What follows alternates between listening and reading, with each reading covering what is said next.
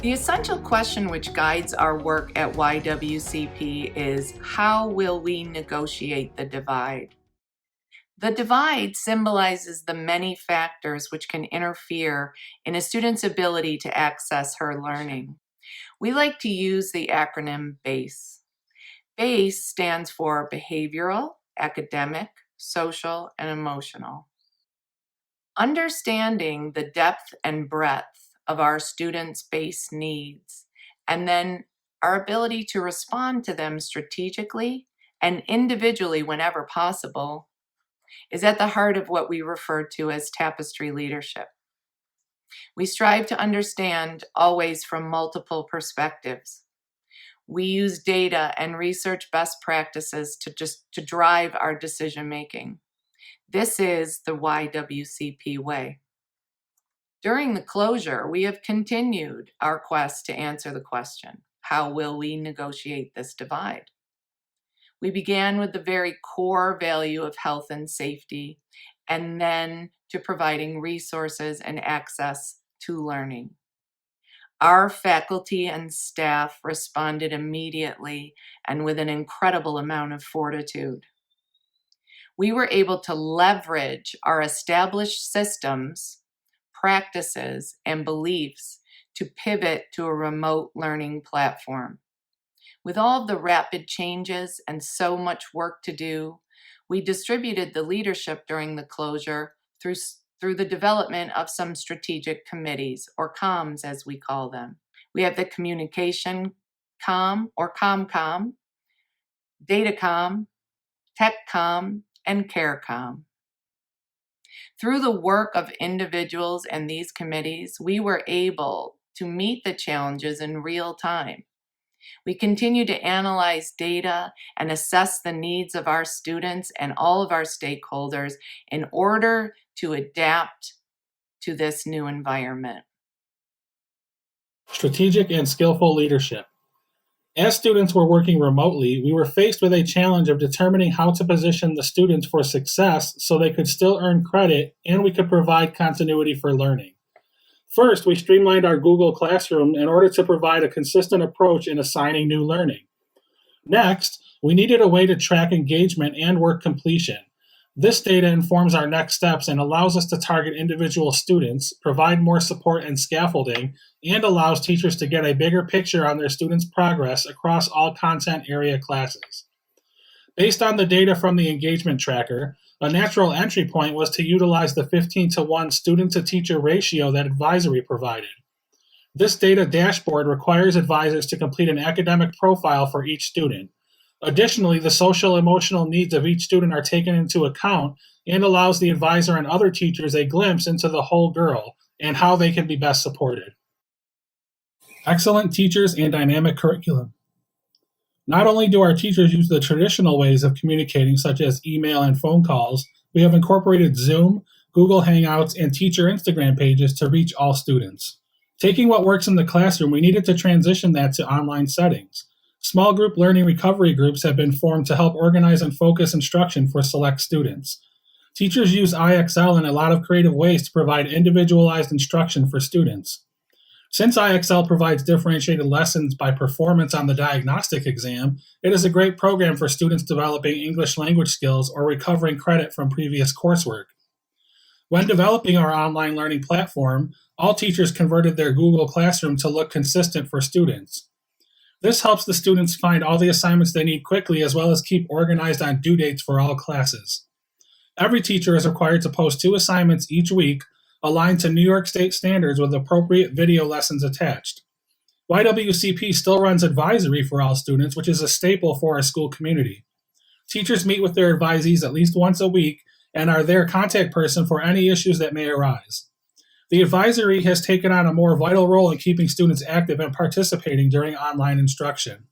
Throughout this time of closure, I've had to significantly adapt my teaching, especially as a math teacher. There was a lot to consider moving to an online learning environment. I had to consider what students have at home, if they have access to a calculator to graph paper, what kinds of manipulatives that we no longer can use that we would have in the classroom. I decided that the best way for my students to be able to continue learning was to pre-record a very short video lesson of me showing examples, or using different Screencastify, different programs to record myself. And then I have to have them edit certain documents. So students would turn in work by editing a Google Doc or a Google Slide, and then usually would submit pictures of their work, because there's some topics like solving equations that aren't very easily typed. This has been a very interesting experience, and it's definitely going to impact my teaching in the future. I feel that it's made me grow significantly by using online tools to help teach math. We have received a lot of positive feedback from important stakeholders such as parents, students, and alumni about our quick and seamless transition to online learning.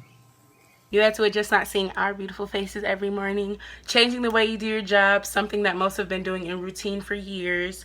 You guys still try and convince that stubborn child that this is no time to slack off, and you push that child that isn't even your own so that they don't ruin their chances for a bright future. And that's why we love and appreciate you.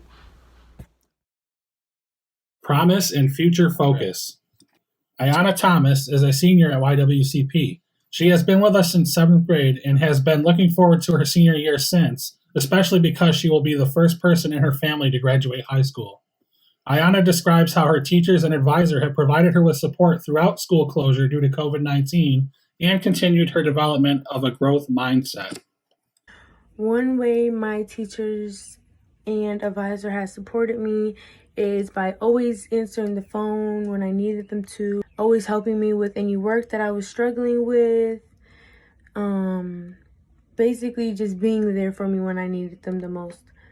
And one way YWCP has helped me with a growth mindset is by encouraging me that I can do it, I got this, And Maria Cruz, an incredibly supportive parent of an 8th grade student at YWCP, authored an article that was published in the Rochester Beacon in May 2020. The article displays both Mrs. Cruz's and her daughter's challenging journey through multiple Rochester City schools, including other charters. Mrs. Cruz describes that she feels her daughter Samantha is finally home, being at YWCP. From the moment she walked in, at the end of the week, the first week, Samantha had a teacher, Miss Senecal. She contacted me and she asked me how can she support my daughter in the classroom. She was coming from homeschooling in a totally new setting, not the school that she was previously. Miss Senecal had walked with me through different process with Samantha, through the social, emotional learning part of her education and her experience at YWCP. She's very easy to access. She has communicated with me through email, phone calls, text messages, you name it, she has done it, which made it very easy when the crisis came and we had to communicate through electronic communication only.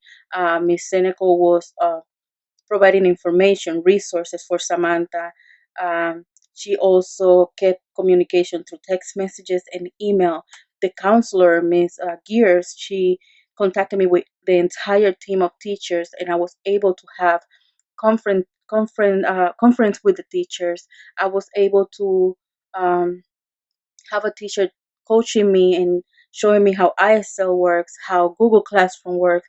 So I'm very, very lucky and grateful and blessed to have my child in a school like this, and have all these people behind her and all these people that really truly care about her education and about her future. So thank you very much, YWCP.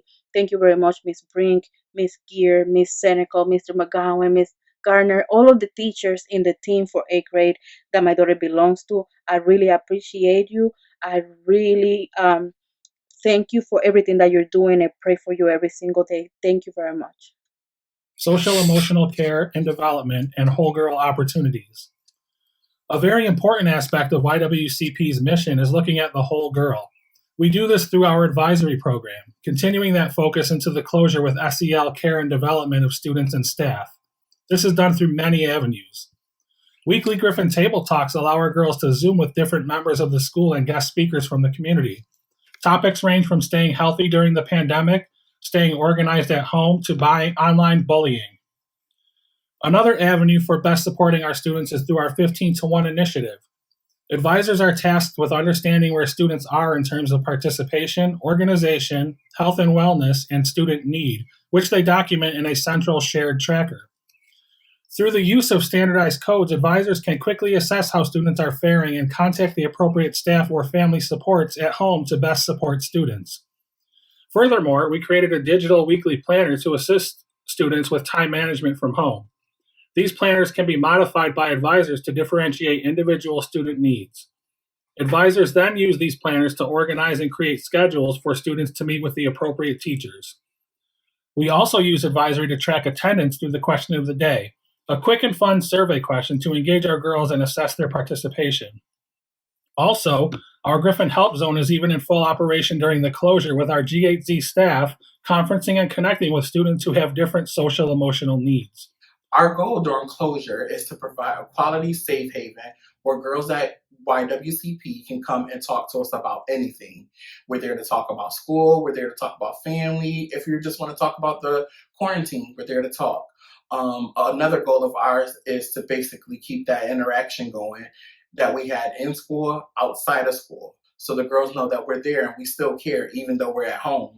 Throughout our time in GHC, we have built close relationships with the students, especially the students that are seen as more challenging, because they spent an immense amount of time in our room, whether it just be to take brain breaks or to gather themselves emotionally before reintegrating back into the classroom.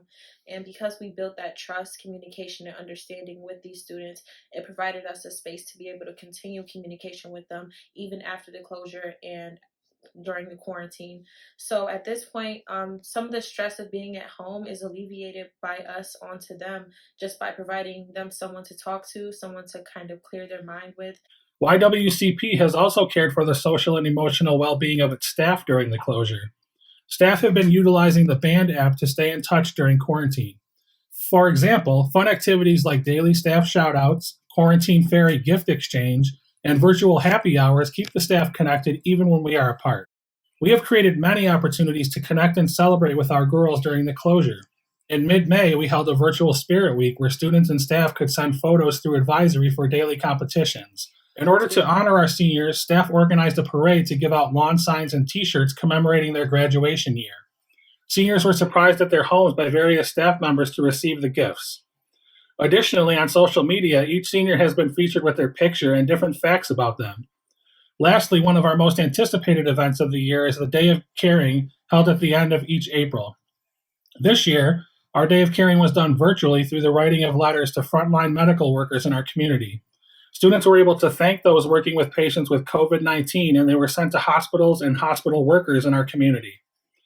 At Young Women's College Prep, our mission has always been to negotiate the divide. Strategic and skillful leadership has positioned us to adapt to these unprecedented times. Our goal remains the same. Regardless of where the learning takes place, we remain promise and future focused. The social emotional care and development of our students remains our top priority. And our dynamic curriculum empowers our excellent teachers to educate the whole girl. We have stayed promise and future focus and aligned to the YWCP way.